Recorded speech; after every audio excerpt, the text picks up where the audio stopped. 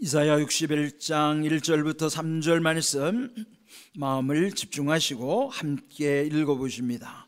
주 여호와의 영이 내게 내리셨으니 이는 여호와께서 내게 기름을 부으사 가난한 자에게 아름다운 소식을 전하게 하려 하심이라.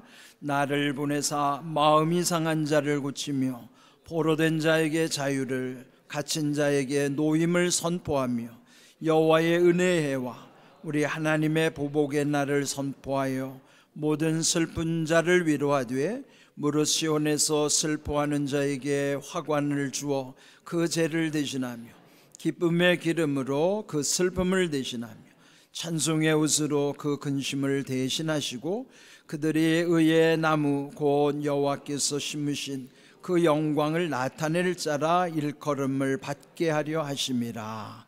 아멘. 대림절 세 번째 주일을 맞이했습니다. 이 앞에 강단 중앙에도 보면 기다림초에 촛불을 하나 더 밝혀서 지난주보다 훨씬 더 아름답게 비춰지죠. 이제 다음 주면은 대림절 마지막 주일을 맞이하게 됩니다. 빛을 밝히는 까닭은 빛의 근원이신 예수님을 고대하는 우리의 믿음을 또 상징하는 의미이기도 합니다. 우리는 이 성탄절을 앞둔 대림절, 그렇다면은 이 성탄절의 메시지와 대림절의 메시지를 좀 구분하여서 하나님이 우리에게 주시는 메시지를 잘 새기고 그 메시지가 우리 삶 속에서 어떤 의미가 있는가, 또 오늘 이 말씀 속에 여러분도 잘 깨달을 수 있기를 바랍니다. 지난 주간에 인터넷에 올라온 재미있는 글을 하나 보게 되었습니다. 10대는 철이 없다, 20대는 답이 없다, 30대는 집이 없다, 40대는 돈이 없다, 50대는 일이 없다, 60대는 낙이 없다, 70대는 이가 없다, 80대는 처가 없다, 90대는 시간이 없다, 100세 때에는 다 필요 없다. 아마 공감하시는 분이 있을 것입니다. 아마 여기 내용에 보면은 부분적으로 지금 아마 겪고 있는 분들도 계실 거예요. 곰곰이 돌아보면은 우리가 대체로 보면 10대에는 철부지로 지내다가 20대에 뭔가 좀 길을 찾고자 하면은 답을 얻을 수가 없어요. 결혼하여 30대 돼서 집을 구하려니 집이 없고, 40대 아이들을 키우려다 보면 돈이 많이 들어가는데 돈이 없어요. 또 50대는 퇴직을 앞두고 또 일자리도 마땅치가 않습니다. 그래서 60대는 삶에 낙이 없습니다. 70대는 그렇게 튼튼하던 이도 이제 흔들거리고 빠지기 시작합니다. 80대는 아내나 남편이 앞서거니 뒤서거니 또 이제 다음 세상을 향하여 가는 것이죠. 90대 살기도 어렵지만은 이제 살아갈 시간마저도 별로 남아있지 않아요. 100세를 산다 하더라도 죽음을 앞두고 있으면은 이 세상의 모든 것은 다 필요 없는 때가 올 것입니다. 우리가 지금 100세 시대를 산다고 하지만은 저는 이 글을 읽으면서 100세 인생을 살아가는 우리의 인생의 무상함을 표현한 내용이다 하는 것이죠. 100세를 살기도 어렵지만은 마지막 죽음을 앞두고 사실 다 필요 없는 때가 옵니다. 그렇다면 과연 우리 인생이 다 필요 없는 인생으로만 끝나는 것인가? 오늘 이 대림절의 메시지를 통해서 그렇지 않다는 사실을 우리에게 알려주시는 것이죠. 여기 없다라는 것을 한마디로 표현하면은 그 없음의 극단을 일컬어 가난하다라고 하는 것이에요. 그런데 가난하다고 하는 것은 단순히 그저 먹고 살만할 정도는 가난한 게 아니에요. 성경에서 말하는 가난하다는 것은 자기 힘으로 살아갈 힘이 없을 때, 누군가 도움을 받지 않고는 살아갈 수 없는 삶을 일컬어서 가난하다 표현하는 것이죠. 그렇다면 여러분 근근히 살더라도 여러분 힘으로 산다 그러면 여러분 가난한 게 아니에요. 그런데 이런 상황 속에 예수님이 우리 가운데 오셨다는 사실을 오늘 이사야 61장을 통해서 말씀하십니다. 이사야 선지자는 예수님이 오시기 700년 전에 활동했던 선지자예요.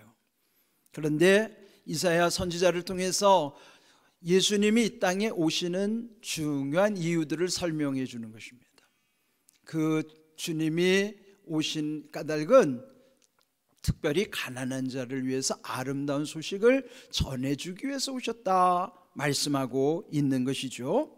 그렇다면은 여기에 이 아름답다라고 하는 것은 성경에서 말하는 은혜를 표현할 때 아름답다 그렇게 표현을 합니다.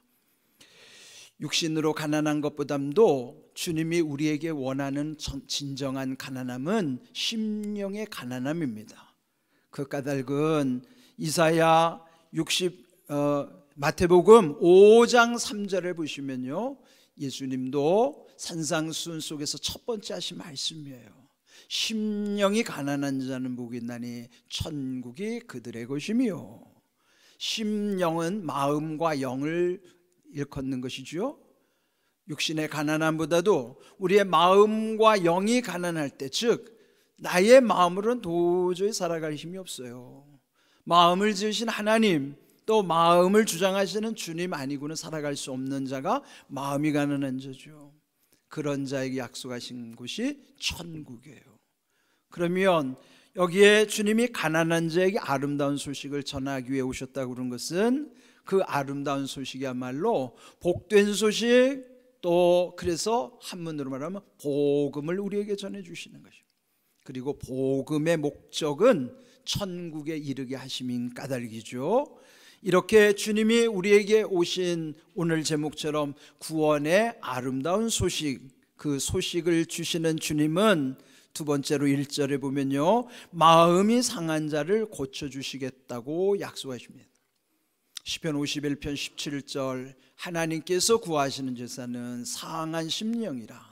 하나님이여 상하고 통회하는 마음을 주께서 멸시하지 아니하시리이다. 구약의 제사는요, 오늘 우리의 예배에 해당하는 것이에요. 오늘 여러분이 예배에 나오셨는데 하나님이 구하시는 예배는 무엇일까? 상한 심령을 원하고 계시다는 거예요. 상한 심령이 뭘까요? 깨어진 마음, 상처받은 마음, 아픈 마음. 그런데 이런 상한 심령, 또 통회하는 마음을 하나님은 절대로 멸시하지 않는다고 말씀하시는 거예요. 그렇다면 오늘 우리가 예배 자리에 올 때 여러분이 이렇게 말쑥하게 다 차려입고 오시는 것도 중요하죠. 그런데 그보다 더 중요한 것은 내 속에 있는 이 상한 마음을 주님께 다 내어놓기를 원하시는 것이에요. 왜 그럴까요? 예수님은 마음이 상한 자를 고쳐주시기 위해서 오셨기 때문이에요. 그러면 오늘 우리의 예배도 하나님이 기뻐 받으신 예배 드리려면 여러분 속에 있는 모든 상한 심령들이 그 안에 있는 것을 다 주님 앞에 내어놓으셔야 되는 거예요. 그래야 그 주님의 그 상한 심령을 만져주셔서 우리의 마음을 새롭게 하시고 치유해 주시기 때문인 것이죠. 또 주님이 왜 우리 가운데 오셨는가? 또 1절을 또 포로된 자에게 자유를 주시기 위함이라 하는 것이죠. 포로라는 것은요, 묶여있는 사람이에요. 물론 오늘 우리가 몸이 묶인 자는 없어요. 그러나 마음이 묶여있는 사람들, 무언가에 묶여있다고 그러면은 늘 그 묶인 대상에 대한 두려움과 불안을 느끼게 되는 거예요. 여기 앞에 잠언 29장 25절에도 보면은 사람을 두려워하면 올무에 걸리게 되거니와 여호와를 의지하는 자는 안전하리라 그랬어요. 사람을 두려워한다고 할 때 그 두려움은 내가 그에게 묶여 있기 때문이에요. 우리 마음이 두려우면은 그 두려움의 대상에 묶여 있다는 것을 알아야만 하는 것이죠. 대체로 보면 우리가 사람으로 인하여 두려워할 때, 불안을 느낄 때 많아요. 그렇다면 대체로 우리는 사람에 묶이는 경향이 많습니다. 사람으로 인하여 올무가 되는 경우가 너무너무 많아요. 그런데 하나님을 의지하면 안전하겠다고 하는 것은 하나님만이 우리의 포로된 것을 풀어주시겠노라고 약속하시는 거예요. 요한복음 8장 32절, 진리를 알지니 진리가 너희를 자유롭게 하리라. 자유롭다는 것은요, 묶인 것이 풀려져야만 자유할 수 있는 것인데 진리를 아는 사람만이 자유하게 된다는 것이죠. 그럼 진리가 무엇인가? 요한복음 14장 6절 예수님께서 직접 말씀하셨어요. 내가 곧 길이요 진리요 생명이니. 예수님이 진리이신 거예요. 그러면 예수님을 안다고 하는 걸 진리이신 예수님을 지식으로 아는 것이 아니라 경험을 통해서 예수님을 알아야 되는 거예요. 그러면 그 예수님을 통해서 이런 포로된 것, 묶여있는 것으로부터 풀어 놓아주실 때 우리는 자유를 얻게 되는 것이죠. 또 오늘 읽은 1절에 또 보면은 갇힌 자를 놓아주신다 말씀하십니다. 시편 146편 7절에 여호와께서는 갇힌 자들에게 자유를 주시는도다. 우리가 몸이 갇힌 건 아니에요. 내 몸이 감옥에 들어가 있는 건 아니다 할지라도 마음이 갇혀서 마음의 감옥 속에 살아가는 사람들이 적지 않아요. 그런데 이 마음의 감옥에 갇힌 자들에게 자유를 주시는 이도 오직 하나님만이 하실 수 있음을 약속하신 거예요. 뿐만 아니라 또 오늘 2절의 말씀해 보시면요, 슬픈 자를 위로하시겠나라고 말씀하십니다. 그리고 그 밑에 3절을 보시면 더 구체적으로 슬퍼하는 자에게 화관을 주셔서 그 죄를 대신하며 기쁨의 기름으로 슬픔을 대신하며 찬송의 옷으로 근심을 대신하게 하신다. 대신은 뭐 대체시킨다는 것이죠. 죄 위에 올라가 있다는 것은 슬플 때, 그럴 때 죄 위에 올라가 있다고 표현하는 거예요. 그런데 꽃으로 만든 관으로 머리에 쓰여주시겠다고 하는 것은 그 근심이 사라지게 하시겠다는 것이죠. 또 슬픔 대신 기쁨으로 뿐만 아니라 근심 대신 찬송의 옷을 입혀주신다고 그랬어요. 예배에 오시면은 우리도 찬송을 드리지만은 또 우리 주일마다 글로리아 찬양대를 통해서 이 찬양영이 우리에게 흐르게 하시는 거예요. 그런데 이 찬송의 옷을 입는다고 하는 것은 근심을 이기게 하시겠다는 거예요. 여러분, 혹시 마음에 근심이 있을 때 억지로라도 찬송을 불러보십시오. 찬송하게 되면요, 내 마음의 근심이 떠나가게 하시는 거예요. 그래서 오늘 이렇게 글로리아 찬양대 찬양이 흐를 때에도 찬양이 우리 심령에 흐르면 우리 안에 있는 모든 근심도 다 사라지게 하시는 것입니다.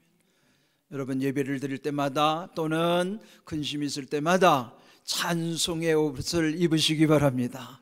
찬송하는 여러분 속에 근심이 다 떠나가게 하실 줄로 믿습니다. 이렇게 찬양에는요, 놀라운 하나님의 능력이 있는 것이에요.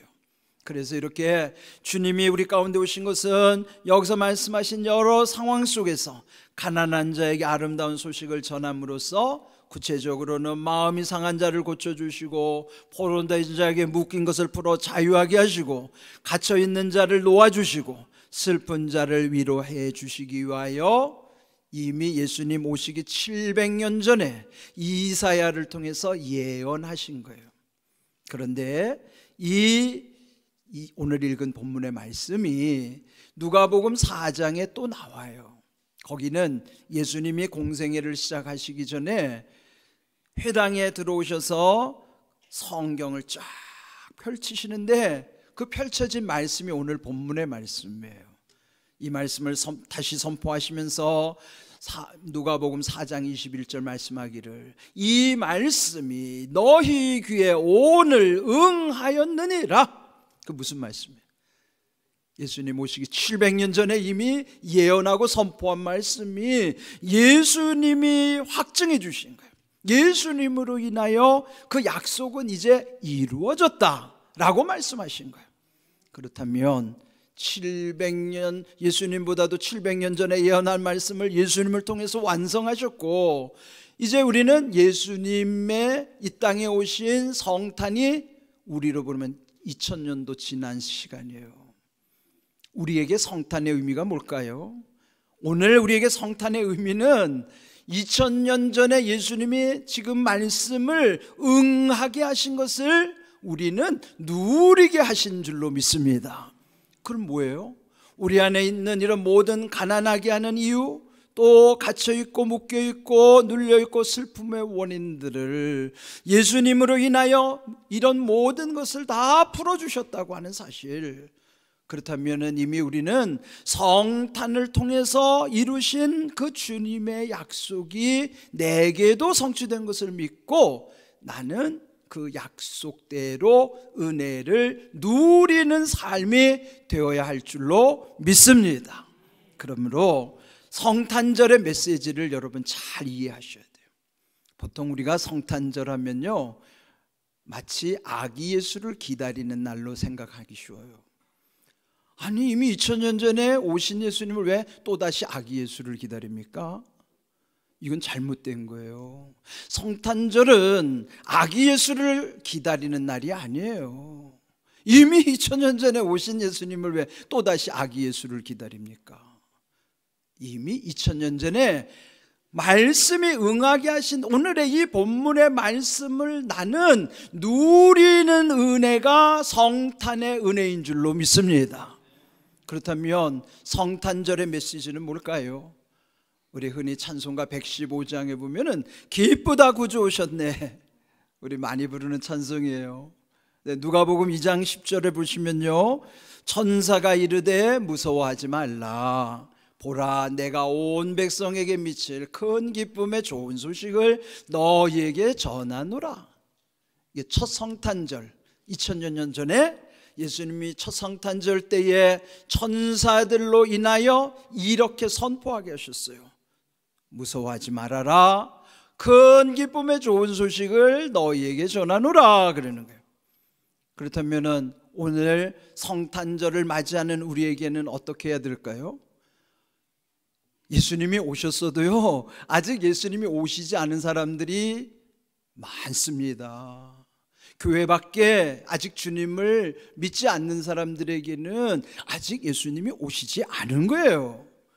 그러면 성탄절은 우리에게 있어서는 2000년 전에 말씀하시는 은혜를 계속 누리는 것이 성탄의 은혜고, 또 성탄절을 맞아서 우리가 꼭 붙잡아야 되는 메시지는 기쁘다 구주 오셨네를 믿지 않는 사람들에게 전해줘야 하는 사명이 있어요. 2000년 전에는 천사가 우리에게 알려주셨지만 오늘 그 천사의 사명은 내가 감당해야 되는 거예요. 오늘 참 큰 기쁨의 좋은 소식을 전하는 천사의 사명은 우리들이 각각 그 역할을 해야 하는 것이요. 오해하지 마세요. 성탄절은 아기 예수를 기다리는 날이 아니에요. 그는 잘못된 환상을 심어줘가지고 아기 예수를 기다리는 날이 성탄절이라고 착각하면 안 돼요. 성탄절은 이미 우리에게 이루신 은혜를 누림에 대한 감사와 더불어 아직 예수님이 오시지 않은 사람들에게 예수님이 오셨다는 사실을 기쁘다 구주 오셨네, 큰 기쁨의 좋은 소식의 메시지를 전해주는 것이 성탄절의 메시지라. 그렇다면 우리에게도 이 성탄의 은혜는 현재 진행형이 계속 누리게 하시는 은혜를 늘 기억하며 감사하는 것이죠. 그래서 성탄절의 이 메시지는 믿지 않는 세상 사람들에게 중요한 것이고, 우리는 그보다 더 중요한 메시지가 있어요. 그것은 다름 아닌 다시 오실 예수님에 대한 소망으로 이 대림절을 지내게 하시는 거예요. 그렇다면 우리에게는 대림절의 메시지가 더 중요해요. 성탄의 메시지 기쁘다 구주 오셨네, 큰 기쁨의 좋은 소식은 믿지 않는 세상 사람들에게 전해야 되는 천사의 역할을 우리가 해야 되는 것으로서의 의미가 있고, 믿는 우리들에게 주시는 대림절의 메시지는 요한계시록 22장 20절이에요. 요한계시록 22장은 성경의 마지막 장입니다. 그런데 그 성경의 마지막 장 끝부분에서 다시 오실 예수님의 그 약속을 붙잡고 고백하는 거예요. 아멘 주 예수여 오시옵소서. 그를 줄여서 아람어로 마라나타라고 말하는 거예요. 초대교회는요, 이렇게 우리처럼 예배를 드리는 끝에는 그 끝을 어떻게 맺었는가 하면 마라나타 고백으로 끝났어요. 왜 그럴까요? 다시 오실 예수님을 잊어버리지 않기 위해서. 그렇다면 2000년 전 초대교회로부터 지금까지 모든 교회 예배 속에서는 이 마라나타 신앙이 아직 우리 가운데 이루어지지 않았기 때문에 우리의 모든 예배 속에서도 이 마라나타를 붙잡아야 돼요. 아멘. 주 예수여 오시옵소서. 마라나타. 이 신앙이 오늘 성탄의 은혜를 누리는 우리들에게 늘 붙잡고 살아가야 되는 대림절 신앙의 메시지라는 사실을 기억하시기를 바랍니다. 이거 잊어버리면 안 돼요. 이게 더 성탄의 메시지보다도 우리에게는 더 중요한 메시지이기 때문입니다. 한번 따라해 보실까요? 아멘. 주 예수여 오시옵소서. 마라나타. 여러분, 이게 우리 예배 끝에 초대교회 성도들이 늘 고백했던 것처럼 오늘 우리의 신앙 속에도요, 다시 오실 예수님을 소망하는 이 믿음을 굳게 붙잡고 살아가야만 하는 것입니다.